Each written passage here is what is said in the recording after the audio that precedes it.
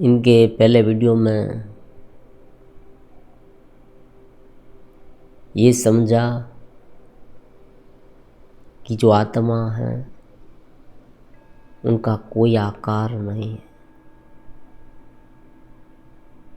उनमें जानने की क्षमता है, वो है और वो आनंद रूप है। इसलिए हम उसे सत्य चित्त आनंद कहते हैं। चिदानंद रूपम शिवोहम शिवोहम। सत्य चित्त आनंद उसे कहा गया। वो है, हर एक स्थिति में है। वो जानने की शक्ति है, इसीलिए ये जगत हम जान पाते हैं। समझे, जगत हम जान इसलिए पाते हैं, उनका ज्ञान हमें इसलिए होता है, बोध इसलिए होता है क्योंकि उनमें क्षमता है, जानने की क्षमता, चित्त उसे कहे। और यही चित्त जब शुद्ध होता है तब चिदाभास होता है। जब ये चित्त मन के साथ गिर जाता है तब वृत्ति बन जाता है, अलग अलग प्रकार के विचार बन जाता है।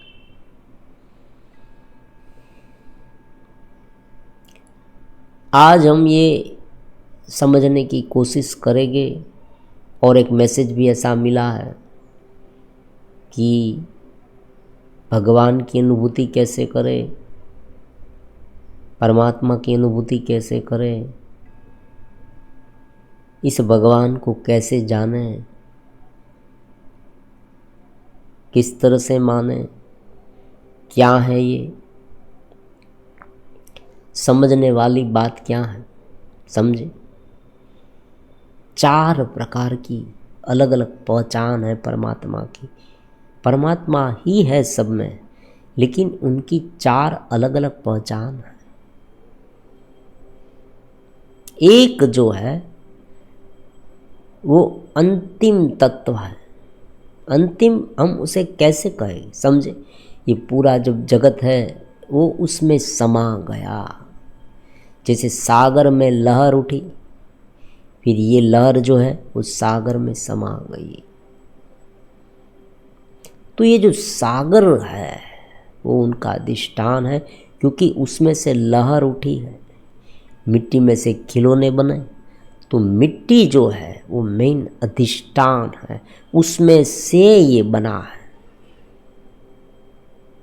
बना किस में से है, उस मिट्टी में से। लहर किस में से उठी है, उस सागर में से। तो ये परमात्मा जो है, जो पर ब्रह्म है, परमात्मा ब्रह्म जिसे कहेंगे, चेतनवंत कहेंगे, कॉस्मिक कॉन्शियसनेस कहेंगे, अलग अलग नाम दे सकते हैं। जो 11वें अध्याय में भगवान ने विश्व रूप दर्शन दिखाया वो, तो वो जो परमात्मा है वो ब्रह्म है, पर ब्रह्म है। अब उनका ही एक रूप, अलग नहीं, उनका एक रूप। जिस तरह से कोई व्यक्ति जब घर में होता है तब माता पिता होता है, पुत्र भी हो सकता है, अंकल हो सकता है, और ऑफिस में जाता है तो मालिक हो सकता है, सर्वेंट हो सकता है, एक क्लार्क सामान्य हो सकता है। उनकी अलग अलग आइडेंटिटी है, पहचान है। उसी तरह से जब ये परमात्मा, ये ब्रह्म जो सर्वव्यापी है, वो कार्य करने लगा, जिसने जगत उत्पन्न किया, जगत का लालन पालन किया, जगत का संहार किया, उसे कार्य ब्रह्म कहेंगे। जो कार्य करने वाला है उसे ही हम भगवान कहते हैं। देखो भगवान क्या है, उसे अलग अलग नाम दे वो बात बिल्कुल अलग है। कोई कृष्ण कहता है, कोई राम कहता है, कोई शिव कहता है, अलग अलग नाम दे। कोई माँ जगदम्बा भी कह सकता है, अलग अलग नाम दे।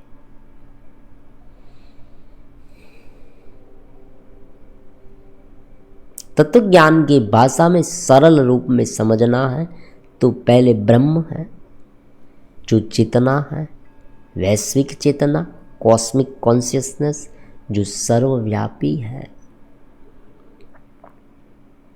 नाम और रूप से रहित है, जो बस है, इतना काफी है, कुछ है। उपनिषद कहते हैं ना, वो है।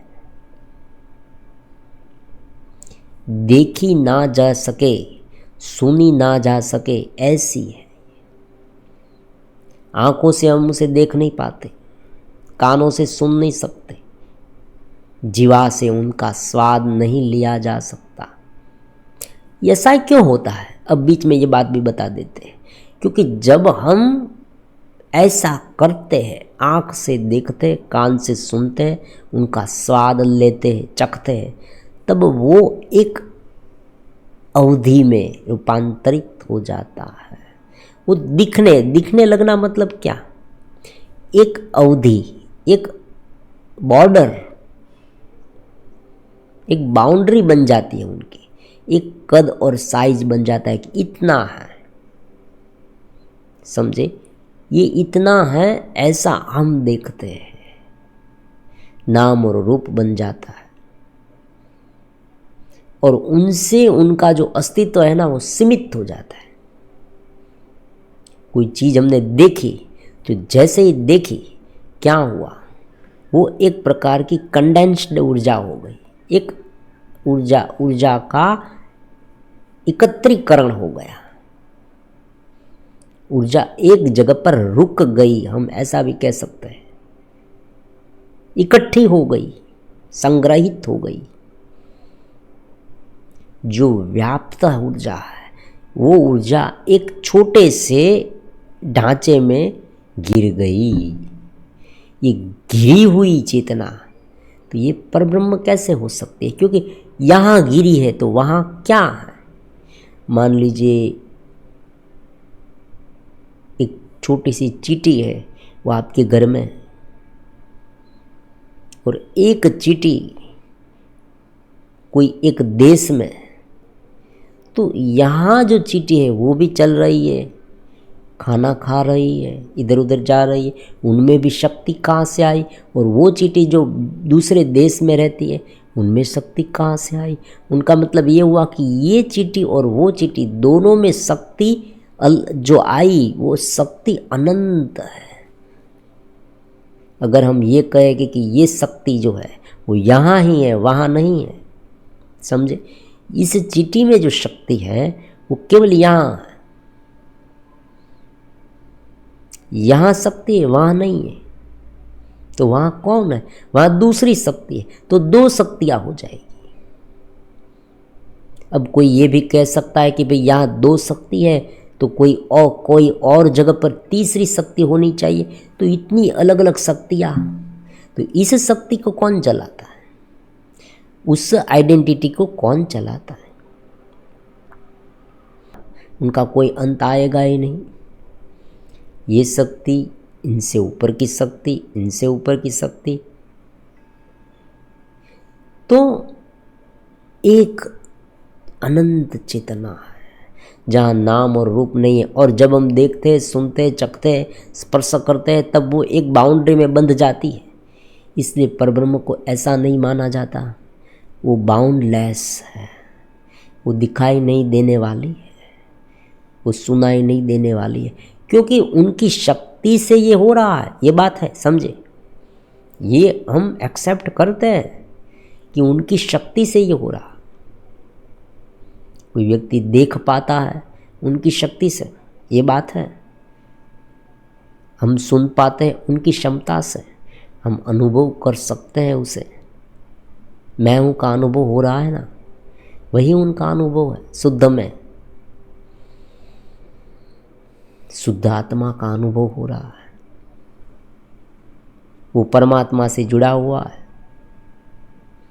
उनके बीच एक कनेक्शन है। ये कनेक्शन इसलिए टूट गया है क्योंकि हम इस नाम और रूप में फंसे हैं, इस विचारों में गिरे हुए हैं, इस उलझन में गिरे हुए हैं, मन इतना व्यथित है, दुखी है, चिंतित है, हताश है, डिप्रेशन में, जो भी नाम दे, केवल ही केवल ये शरीर और आसपास के दुनियावी चीज वस्तुओं में घुस गए हैं। उनके बारे में सोच सोच कर पागल हो रहे हैं, ये है वो है। और परमात्मा कहते हैं मैं इनसे सबसे परे हूँ, इसलिए उसे परब्रह्म परमात्मा कहा गया, जो नाम और रूप से परे।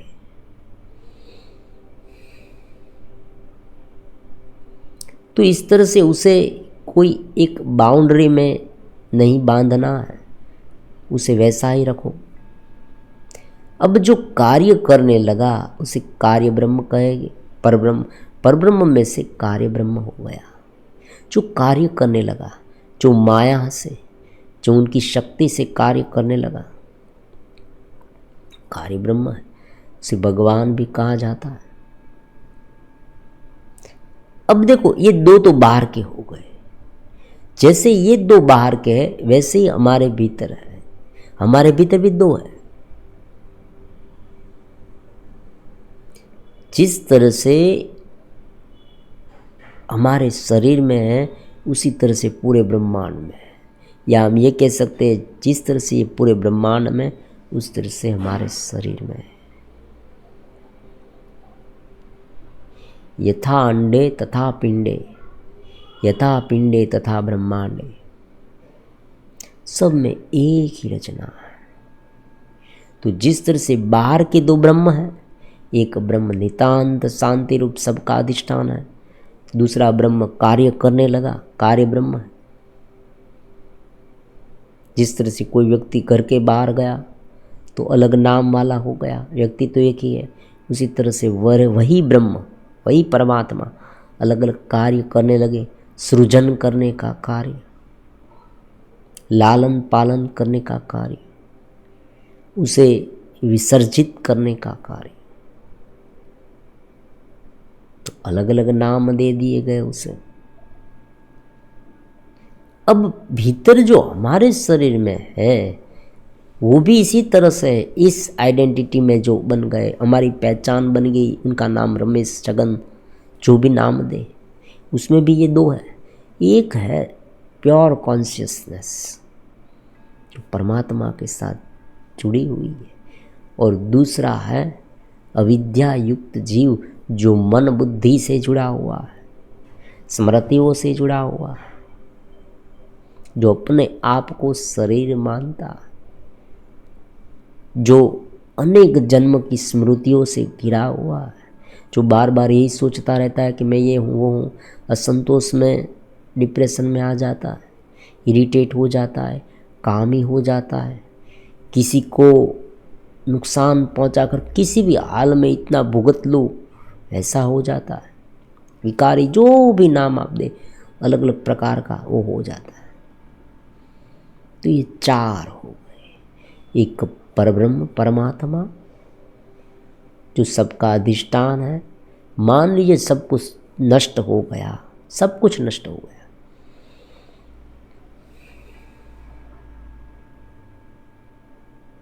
तो परमात्मा रहेगी, परब्रह्म रहेगा। आप कहेंगे परमात्मा रहेंगे तो उसे कौन जानेगा? कोई नहीं जानेगा। क्यों नहीं जानेगा?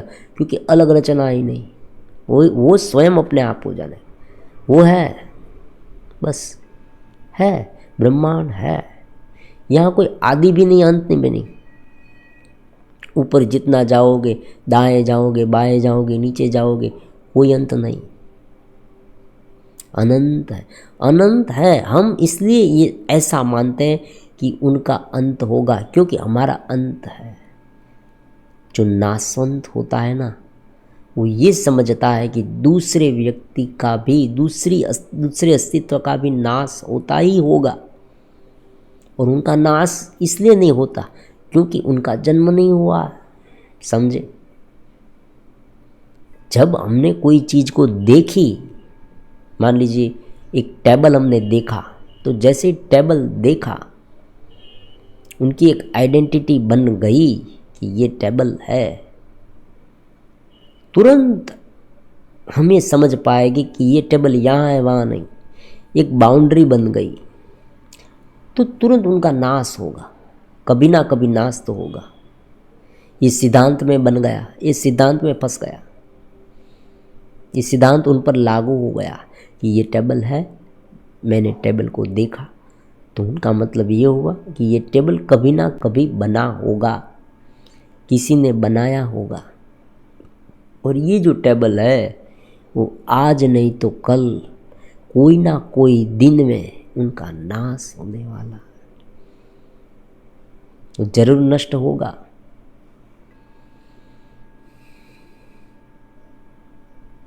भले आज मुझे दिख रहा है, लेकिन वो नष्ट होगा ही होगा। तो जो परमात्मा है, जो ब्रह्म है, जो चेतना है, इस तरह से नहीं है, इसलिए उनका अनुभव हो रहा है। और उनका अनुभव बिना इंद्रिय से होता है। अब देखो समझे, अगर हमारे भीतर उनका अंश नहीं होता ना, तो हम उनका अनुभव कभी नहीं कर पाते।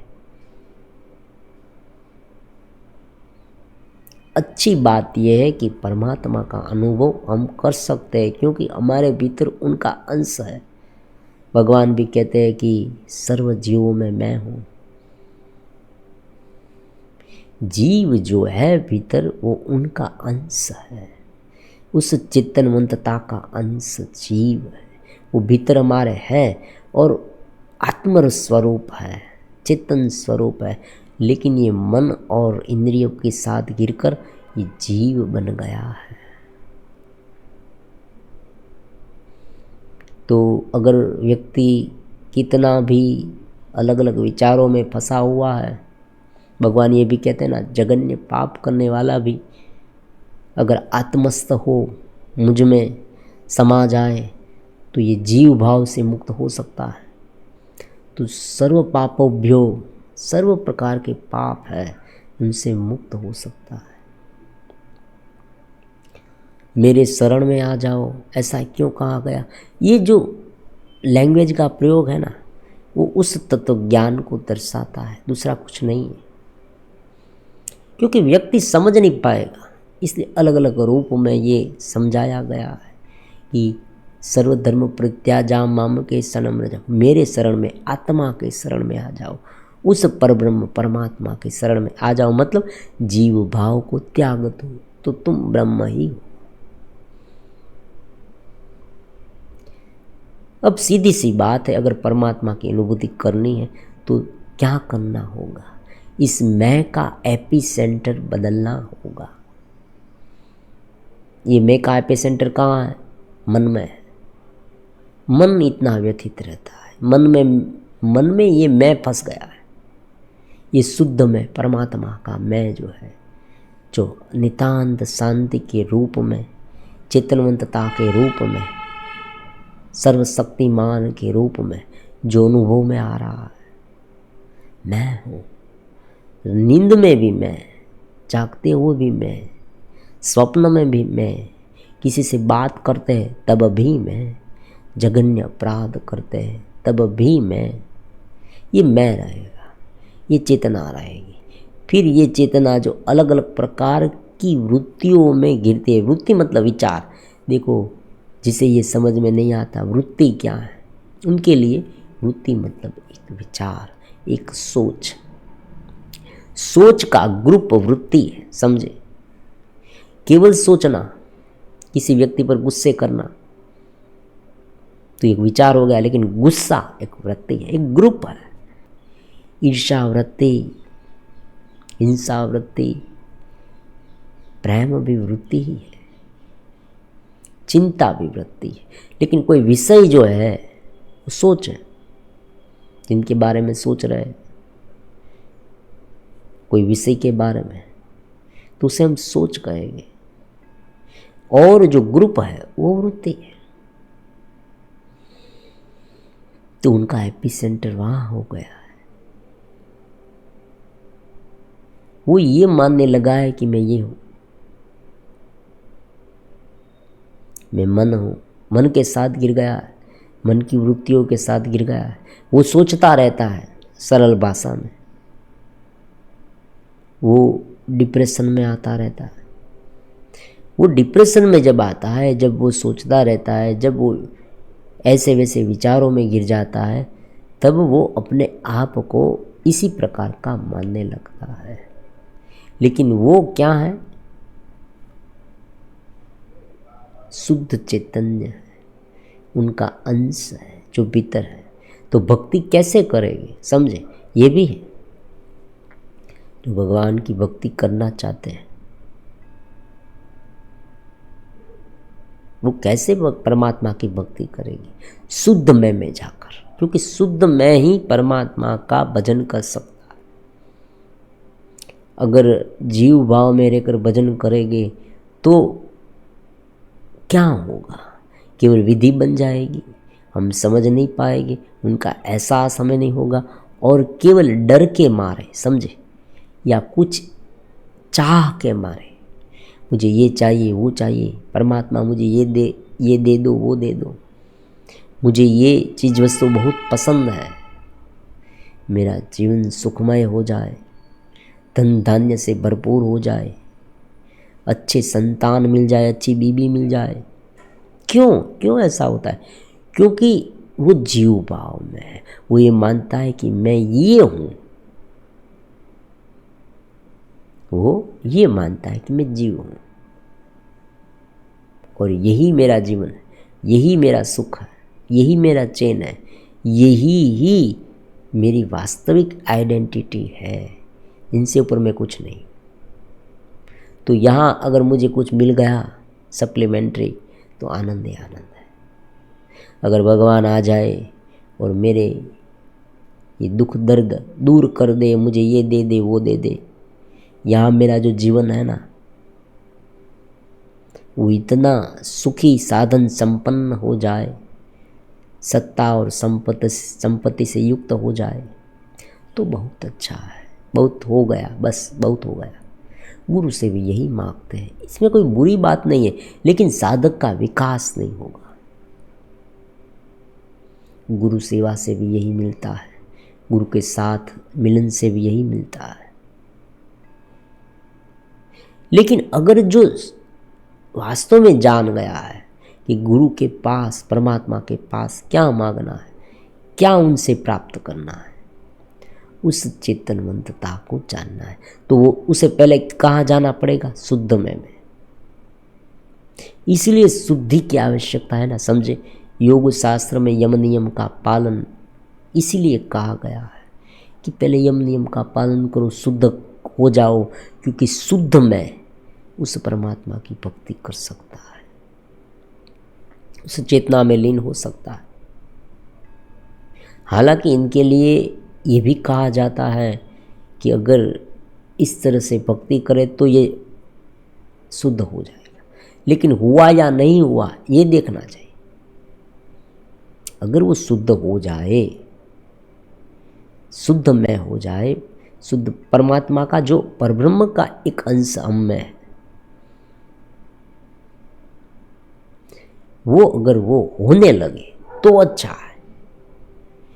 अगर नहीं होता तो उसे उस तरह का ध्यान करना पड़ेगा। देखो ये सारे उपाय हैं, योग उपाय है, भक्ति उपाय है, निष्काम कर्म उपाय है, इस उपायों के माध्यम से शुद्ध चेतनवंतता को प्राप्त करना है, उसमें रहना है। तो 4 प्रकार हैं। एक है परब्रह्म, परमात्मा जो विश्विक है। दूसरा है कार्य ब्रह्म जो ये जगत में कार्य कर रहा है, जिनके माध्यम से, देखो उपनिषद कहते हैं कि जिनके भय से ये पवन जो है वो अपना कार्य करता है। अग्नि सूर्य जो है वो प्रकाश फेंकता है, प्रकाश देता है। पृथ्वी घूम रही है जिनकी शक्ति से, बारिश आती है जिनकी शक्ति से, पूरा जगत जिनसे कार्यवंतित होता है, वो कार्य ब्रह्म है, वो भगवान है, उसे हम भगवान कहते हैं। लेकिन दोनों में भेद क्या है, समझे। हमारे भीतर भी है ब्रह्म, परमात्मा अंश और जीव है, लेकिन ये जीव जो हमारा है ना वो फंसा हुआ, और वो परमात्मा जो है वो माया से, वो सब कुछ कार्य करता है लेकिन माया से करता है। भगवान जो काम करते हैं, भगवान भी यही काम कर रहे हैं। देखो, पूरी प्रकृति अपने आप को बचाने के लिए बहुत प्रयास करेगी, समझे। गर्मी ज़्यादा बढ़ने लगे, अब ऐसा होने लगे कि यहाँ जीव सृष्टि नहीं टिक पाएगी, तो तुरंत क्या होगा, जो भारी पवन है समुद्र पर वो वहाँ से तुरंत यहाँ आ जाएगा। और इसलिए हम ये कहेंगे साइक्लोन आया।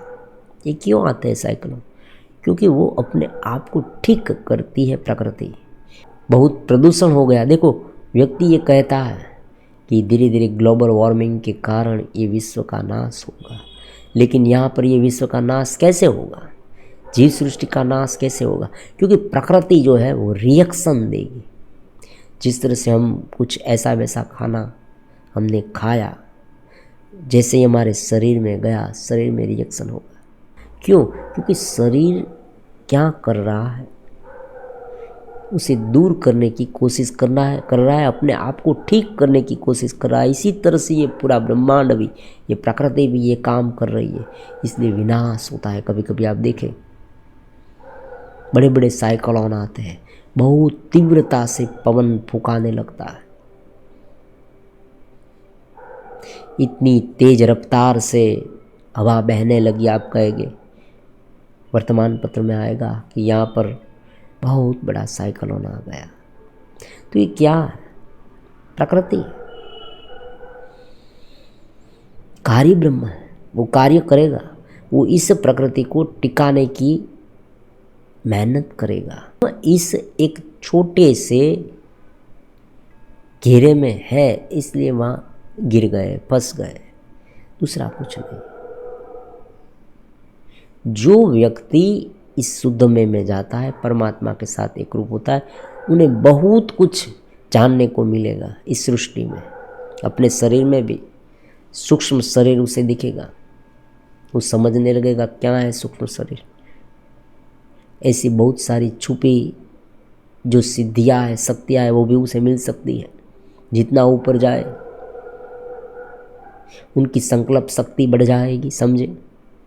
तो कहने का मतलब केवल इतना है कि जितना हम उनके कार्य क्षेत्र में जाएंगे, उनके साथ मिलते जाएंगे, हम ऊपर उठते जाएंगे। तो जो दो बाहर है वैसे ही दो भीतर है। बाहर क्या है? दो, एक परब्रह्म है, एक कार्य ब्रह्म है। भीतर क्या है? भीतर भी दो है, एक शुद्ध चेतना है, आत्मा है, और एक जीव है। दोनों में क्या अंतर है? जीव जो है वो फंस गया है, फंसे फंसे काम करता है, मतलब फंसे रहते हुए काम करता है। काम तो वो भी कर रहा है।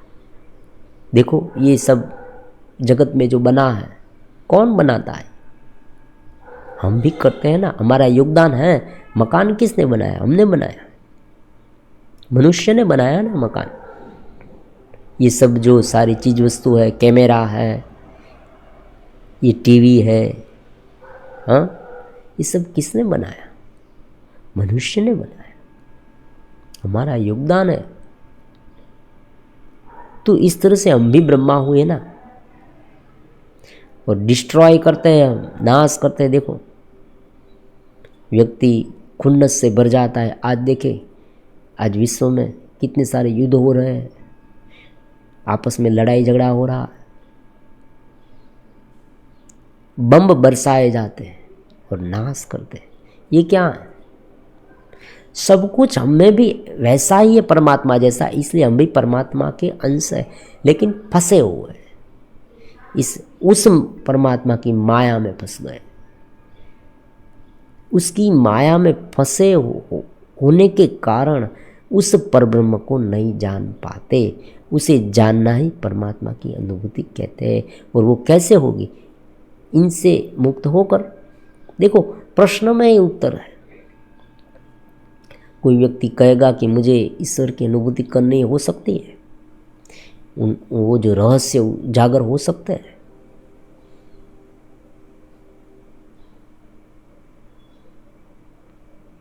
कैसे होगी? इस मन के दायरे में से ऊपर उठ जाओ, शरीर को मैं मानना भूल छोड़ दो। ये मैं हूँ, ये शरीर मैं हूँ, मैं सच्चिदानंद हूँ। बस इतना ही करना है हर रोज, दूसरा कुछ नहीं। जो काम करते वो करते रहो, रेगुलर निमित्त मात्र होकर ज्ञान अर्जित करते रहो, ज्ञान सुनते रहो। ये धीरे धीरे आप में सर्किट डेवलप करेगी। और ये जो सर्किट है ना, ये जो एक पूरा माहौल क्रिएट हो गया है भीतर, धीरे धीरे ऊपर उठाएगा। मैं हूँ, मैं सत्य चित्त आनंद हूँ, दूसरा कुछ नहीं। नियमित ध्यान करें, जीवन व्यवहार में भी उनका प्रयोग करें, तो धीरे धीरे धीरे इस आयाम डेवलप होता जाएगा। और एक बार हो गया फिर इस जगत में आनंद ही आनंद है। बहुत सारे रहस्य धीरे धीरे उजागर होते जाएंगे। क्योंकि बहुत सामान्य बात है, देखो कि जो उस परब्रह्म से मिल गया, उस परमात्मा से मिल गया, उनके आविर्भाव में आने लगा, वो इस जगत को समझ जाएगा। दिव्यता, शांति, आनंद, सुहृदता, शुभ संकल्प, ये सब उसमें आएगा। तो इस 4 प्रकार के परमात्मा को जिसने समझ लिया, जिसने उनका अनुभव किया, मतलब अनुभव किया मतलब एक बार समझ तो लिया, फिर उसे किस तरह से अनुभव करे, उस तरह से उसे ढाला, प्रयास किया।